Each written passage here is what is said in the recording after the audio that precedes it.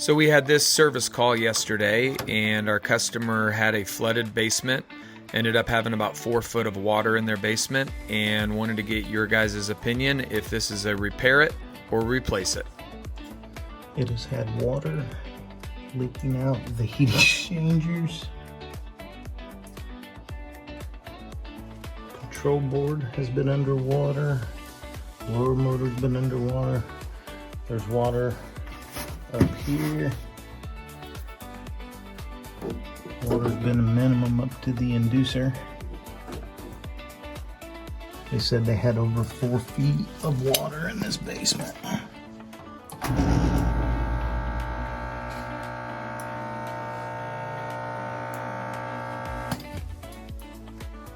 That's all she'll do.